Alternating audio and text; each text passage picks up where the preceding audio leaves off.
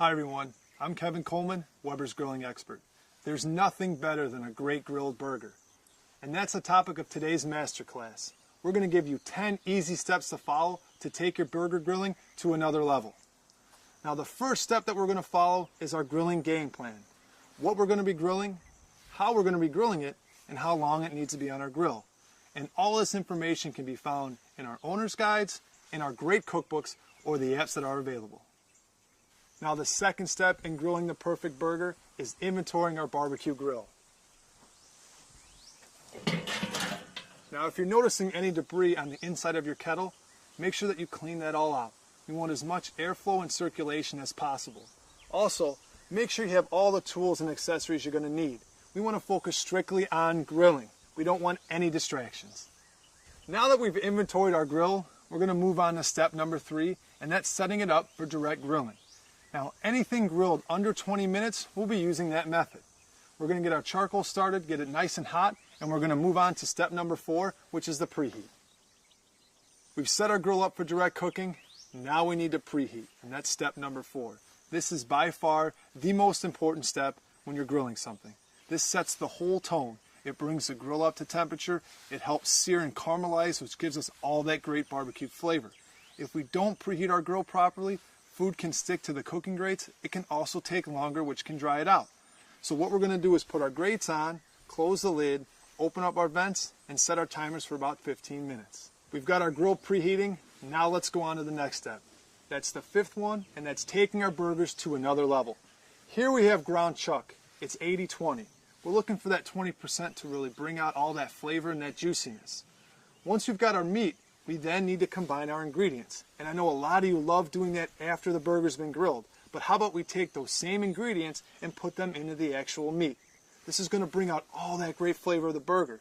Here we have some Worcestershire sauce, some ketchup, barbecue sauce, bacon, onions. All those things are going to enhance the flavor.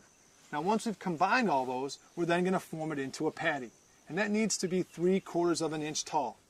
That's going to help it cook evenly on both sides. So make sure you're staying at that height. Now before you take your meat and you put it on the grill, there's one last step. Put a thumbprint right down the middle. We're making burgers, we're not making meatballs. We don't want the juices to pool in the middle. So once we've got all that stuff done, we're then going to come back to the grill and go to the next step. Our burgers look fantastic. Now we're going to move on to step number 6, and that's cleaning our cooking grates. This should always be done after you preheat your barbecue grill. Just make sure you use a stainless steel bristle brush. That brush is going to help remove all the excess debris that's been left on from prior cookings. We've cleaned our cooking grates. Now we're going to go on to step 7, and that's searing.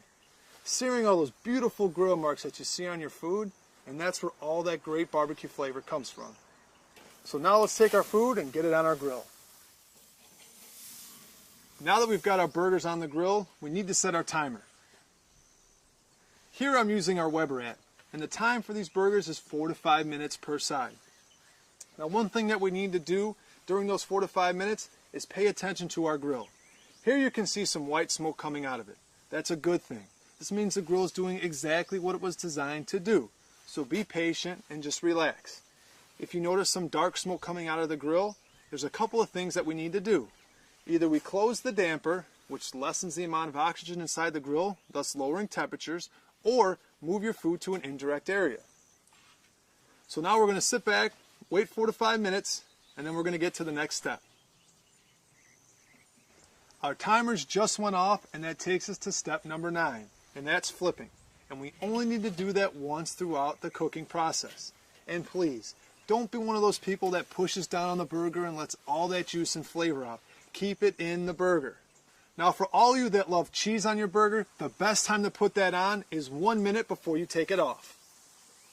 We've got our cheese melted and our burgers off. And that takes us to step number 10, which is resting. Anytime that we grill anything, we need our food to rest for at least 30 to 40% of the total cook time. This helps it relax and the juices to run back into it.